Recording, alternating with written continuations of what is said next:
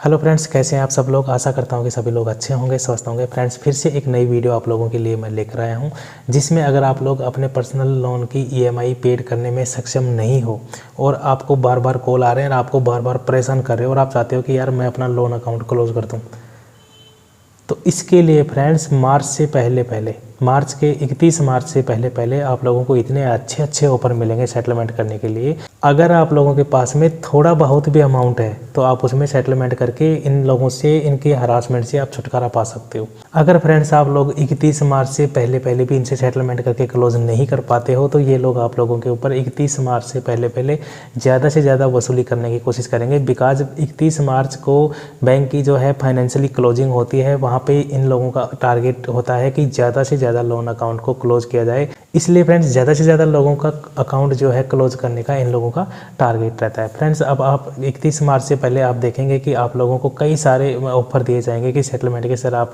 25% में कर लीजिए, सर 20% में कर लीजिए, सर 15% में कर लीजिए। फ्रेंड्स, तो इसीलिए फ्रेंड्स मैं आप लोगों को ये कहता हूँ कि अगर आप लोगों के पास में जॉब है या कोई भी थोड़ी बहुत भी आप लोगों के पास में अर्निंग है तो थोड़ा पैसे सेविंग करके भी मार्च से पहले आप लोग इनका क्लोजिंग करके और इनको सेटलमेंट करके क्लोज कर लीजिए। इससे फ्रेंड्स होगा क्या कि आपका जो लोन अकाउंट है वो क्लोज हो जाएगा और इनके हरासमेंट से छुटकारा मिल जाएगा। अब फ्रेंड्स, ज़्यादातर लोगों को दिक्कत ये होती है कि भाई कि हम सेटलमेंट सर कितने तक में करें, कितने % में करना चाहिए। तो डिपेंड करता है भाई साहब कि आप लोगों का पेंडिंग कितने दिन से है। लेकिन मार्च के महीने से पहले आप लोगों को बेहतर से बेहतर सेटलमेंट ऑफर मिलेगा और कम से कम % पे मिलेगा। आप लोग अगर सूझबूझ और तरीके से अगर थोड़ा बहुत भी पैसा अगर इकट्ठा करके इन लोगों का सेटलमेंट करके क्लोज कर सकते हो तो बिल्कुल आप लोगों के लिए ये बेहतरीन मौका है। तो फ्रेंड्स, यहाँ पे मैं आप लोगों को इतना भी आइडिया दे देता हूँ कि कितने % में सेटलमेंट करना चाहिए। अगर इतना अमाउंट है तो इतने अमाउंट में कितने % में हमें सेटलमेंट करना चाहिए, कम से कम कितने अमाउंट में हमारा सेटलमेंट हो जाना चाहिए। तो इसके लिए फ्रेंड्स मैंने एक व्यूअर से बात किया था, उसकी रिकॉर्डिंग मैं आप लोगों को यहाँ पे संलग्न कर देता हूँ। तो उसको सुनने के बाद में आप लोगों को काफ़ी कुछ सीखना पड़ेगा और इतना तो मालूम चल जाएगा कि कितने तक में ये सेटलमेंट हुआ है। फाइनली उसका जो है 18% में 18% में सेटलमेंट हुआ है। मान लीजिए कि अगर आप लोगों ने 1 लाख रुपए का लोन लिया है तो 18,000 रुपये में आपका सेटलमेंट हुआ है। किस प्रकार से बात करनी है सेटलमेंट करते समय में, क्या बात करनी है क्या नहीं करनी है, वो सारी बात जो है आप रिकॉर्डिंग में सुनिए। पिछली रिकॉर्डिंग इसका अगर देखना चाहते हो, इससे पहले की जो बात हुई थी, अगर वो रिकॉर्डिंग भी आप सुनना चाहते हो तो मैं डिस्क्रिप्शन में लिंक डाल दूंगा। तो फ्रेंड्स, उस ऑडियो रिकॉर्डिंग को भी एक बार जाके आप ज़रूर सुने, जिससे कि आप लोगों को पता लगेगा कि सेटलमेंट किस प्रकार से कर सकते हैं। जिससे फ्रेंड्स ज़्यादा नहीं तो आप लोग कम से कम इतना समझ जाएंगे कि अगर मेरा अमाउंट इतना है तो ये इतने % में और इतने रुपए देके लोन अकाउंट जो है सेटलमेंट करके क्लोज किया जा सकता है। साथ ही साथ फ्रेंड्स, रिकॉर्डिंग सुनाने से पहले मैं आप लोगों को ये भी बता देता हूँ कि अगर आप लोग मार्च में भी उनका पेड नहीं कर पा रहे हो तो मार्च तक तो आपके पास में कॉल्स करेंगे भाई, ये ज़्यादा से ज़्यादा कॉल करेंगे। लेकिन मार्च के महीने के बाद में फिर आप लोगों के पास में कॉल्स की जो है संख्या कम हो जाएगी, बंद नहीं हो जाएगी लेकिन कम हो जाएगी। और हरासमेंट थोड़ा सा उनकी जो फ्रीक्वेंसी है कॉल्स वगैरह करने की वो थोड़ी कम हो जाएगी। और रिकवरी एजेंट की भी बार बार आना जाना ये सब नहीं रहेगा, बहुत कम हो जाएगा। फ्रीक्वेंसी मतलब लो हो जाएगी। बिकॉज फाइनेंशियली क्लोजिंग के बाद में थोड़ा सा प्रॉब्लम्स जो है कम होने लग जाती हैं। लेकिन जब फाइनेंशियली ईयर आता है तो उसमें, जब क्लोजिंग का महीना आता है तो उसमें फ्रेंड्स ये लोग ज़्यादा से ज़्यादा प्रेशर बनाने की कोशिश करते हैं, ज़्यादा से ज़्यादा प्रयास करते हैं वसूली करने की, कि ज़्यादा से ज़्यादा बैंक का पैसा या एप्लीकेशन का पैसा वसूली करके और इसके खाते को क्लोज कर दिया जाए। बिकॉज अगर बैंक भी अगर सही समय पे क्लोजिंग टाइम में अगर वसूल नहीं कर पाती है पैसा तो वो उसका बैड परफॉर्मेंस दिखाता है और उससे बैंक की इमेज पे बहुत ज़्यादा प्रभाव पड़ता है। इसलिए फ्रेंड्स, जो लोग वास्तविक में जिनके पास बिल्कुल है ही नहीं, चुकाने के लिए एक पैसा भी नहीं है, मार्च तक भी वो क्लोजिंग नहीं कर पा रहे हैं या सेटलमेंट नहीं कर पा रहे हैं, तो उन लोगों को भी ज़्यादा पैनिक होने की ज़रूरत नहीं है। उन लोगों से मेरा यही सजेशन है कि आप लोग थोड़ा करके पैसा सेटलमेंट के जैसा पैसा जुटा के रखिए। मार्च में नहीं हो पा रहा है तो मार्च के बाद में करिए, बट ज़्यादा पैनिक होने की ज़रूरत नहीं है। ये लोग वसूली का प्रयास ज़रूर करेंगे, तो आप लोग अगर उसमें धैर्य बनाए रखेंगे और उनको अपनी प्रॉब्लम्स बताएंगे तो इतना ज़्यादा प्रॉब्लम्स नहीं आएगी। मार्च तक का महीना निकाल देंगे तो अप्रैल में आप लोगों के साथ में जो है इनकी फ्रीक्वेंसी कॉल करने की या रिकवरी एजेंट भेजने की वो फ्रीक्वेंसी थोड़ा लो हो जाती है। मतलब इतना ज़्यादा परेशान नहीं करते जितना कि मार्च से पहले करते हैं। और फ्रेंड्स, जो लोग क्लोजिंग करना चाह रहे हैं वो फ्रेंड्स मैं बोल रहा हूँ कि 18% में इसने क्लोजिंग किया है, तो 18 से 25% के बीच में भी अगर आप लोगों का सेटलमेंट होकर क्लोज हो रहा है तो मैं मानता हूँ कि सेटलमेंट करके क्लोज कर देना चाहिए। तो किस टाइप से बात करनी है, कैसे आप कम से कम में सेटलमेंट कर सकते हो, उसके लिए आप ये रिकॉर्डिंग सुन लीजिए। फ्रेंड्स यार, अगर आप लोगों को वीडियो अच्छी लगती है ना तो प्लीज़ वीडियो लाइक करके और कमेंट्स करके मुझे ज़रूर बताया करो। विदाउट कमेंट्स के आप कभी भी वीडियो लेफ्ट करके मत जाया करो। वीडियो पे कमेंट्स जो भी आप लोगों को प्रॉब्लम्स क्रिएट हो रही है या आपको वीडियो अच्छी लग रही है तो उसके बारे में भी आप कमेंट्स करके जा सकते हो। और जिन लोगों ने अभी तक मेरा चैनल सब्सक्राइब नहीं किया वो चैनल को सब्सक्राइब करें। अब फ्रेंड्स यहाँ पर आप ऑडियो रिकॉर्डिंग जो है ये सुन सकते हो। इससे आप लोगों को काफ़ी कुछ आइडिया लगेगा और काफ़ी कुछ सीखने को मिलेगा। हेलो। जितेंद्र बात कर रहा हूँ। मैम से बात हो रही थी सेटलमेंट के लिए। अच्छा, कहाँ आईडीएफसी से बात कर रहे हो क्या? हाँ हाँ। अच्छा, नोएडा से बात कर रहे हो? क्या कह रहे हो? नोएडा से बात कर रहे हो? नोएडा राजेंद्र प्लेस ब्रांच पड़ता है हमारा। अच्छा अच्छा, बोलिए जितेंद्र जी।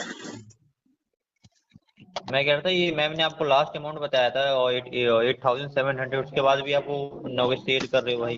भाई उतना है नहीं यार, कहाँ से कराऊँ? मेरे पास कुछ 4-4.5 हज़ार पड़े हुए हैं। 2-3 हज़ार रुपये में अरेंज कर लूँगा। 2,000 रुपये तो मैक्स मेरे पास 7,000 तक हो पाएगा। तो आपका ना चार्जेस वगैरह टोटल कितना हो रहा है? ये 10,635 रुपये। ये मैं आपको वेवो कर देता हूँ और जो आपने प्रिंसिपल अमाउंट यूज किया उसे दे दो।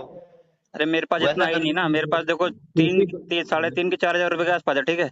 अब मेरे को 1,500-2,000 रुपये समझ लो अरेंज कर लूँगा मैं इधर से मिला के, तो 6,500-7,000 तक कर लूँगा। उतने में करवा सकते हो तो करवा दो। वन शॉट में कर दूंगा पे। भाई आपने जो आप ऐसे फ्री में नहीं दे रहे हो, आपने अमाउंट यूज किया वो अग्री करते हो ना उस बात को लेकर? बिल्कुल अग्री करते हैं, वो तो बस सिचुएशन ही ऐसे हो गई ना, तभी तो पे नहीं कर पाए। 80% ऑफ कर रहा है आपको। अरे उसके बाद भी अग्रीड आप भाई, अग्रीड मैं बिल्कुल आपकी बात से सहमत हूँ, बट सिचुएशन ही ऐसी है ना। अभी मेरे पता है और भी डिफॉल्ट चल रहे हैं। खाली अकेला आईडीएफसी का बैंक का नहीं है। अगर अकेला आईडीएफसी बैंक तो पूरा ही भर देता। क्यों अपना सिविल खराब करूंगा इतने छोटे अमाउंट के लिए? कुछ सोचिए।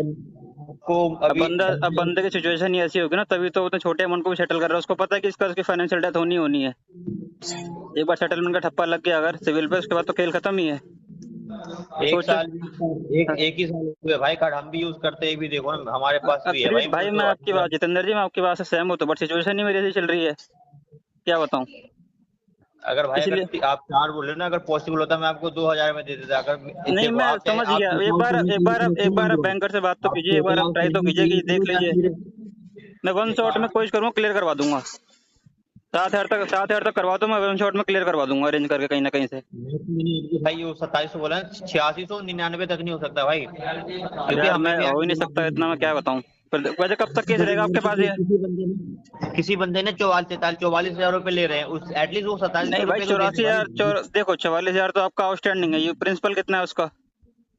प्रिंसिपल आपने 26,000 रुपए यूज किए, उसके बाद कुछ ईएमआई बनवा रखी है आपने कार्ड पे। हाँ तो फिर 26 है ना, तो वही तो कह रहा हूँ। देखो टोटल मान लो 30,000 का मेरा कार्ड था।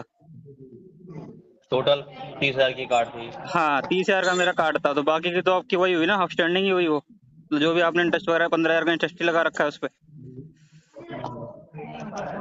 33 भाई नहीं कुछ। अगर वो ईएमआई और क्या बोलते हैं प्रिंसिपल अमाउंट भी काउंट करूँ तो 33,000 हो रहे हैं। हाँ 10,000 की समथिंग 33,000 हुआ, ठीक है। तो 11,000 का आपने उस पर इंटरेस्ट लगा रखा है। हाँ 10-11 हाँ हजार वही। तो अब अगर आप 33% में, अगर आप क्या कहते हैं 33,000 में निकालो तब भी इतना आ जाएगा। जी बड़े भाई बात ही होता है ना, अगर हाँ पॉसिबल होता तो हम जैसे, क्योंकि आपको भी पता है, आपको भी थोड़ा अब बहुत मुझे भी नॉलेज है अब जहाँ तक बिल्कुल मुझे याद है। बिल्कुल मैं बस जान भाई, मुझे पूरी पूरी स्टोरी पता है इसमें क्या हो सकता है, कितने कौन से कॉन्सिक्वेंसेस हो सकते हैं, कौन से नहीं हो सकते। बकेट वही 3 देख। में आपका केस सुनो, बकेट 3 में आपका केस है। बकेट 3 में हाँ, बताओ कितना % ऑफ मिलता है?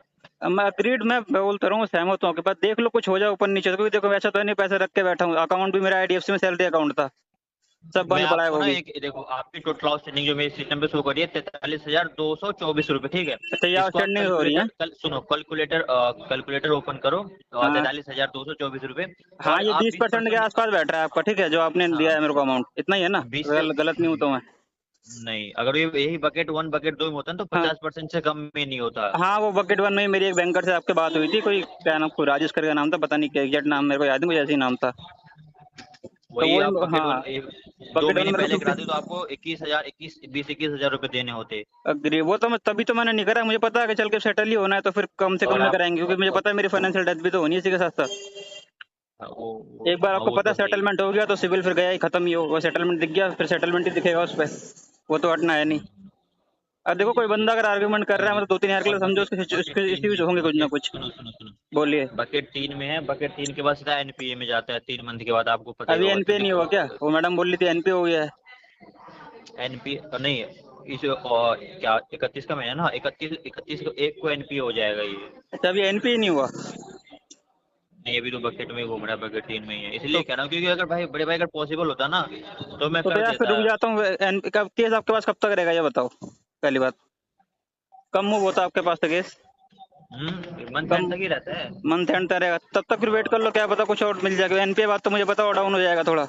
एनपीए के बाद सीधा ना रिकवरी के पास चले जाते हैं वो लोग, उनका मेन मोटिव होता है मनी कलेक्शन, ठीक हाँ है, वो ठीक है, चाहे वो वो वो 10 मैंने बताया ठीक है, और इससे इशू ये पता है मेरे को, मतलब कि एनपीए के बाद क्या होता है, फिर राइट ऑफ होगा, वेंटेज में जाएगा, सब पता है मेरे को, थोड़ी बहुत है जानकारी। हाँ, या वही तो अगर चीज आप है। एनपीए तक होल्ड रखो, उसके बाद अगर वेवर मिल जाए थोड़ा और कम हो जाए तो करवा लूंगा भाई मैं, ऐसी कोई दिक्कत नहीं है, क्योंकि देखो मेन इशू ये है फंड की, और कोई बात नहीं है।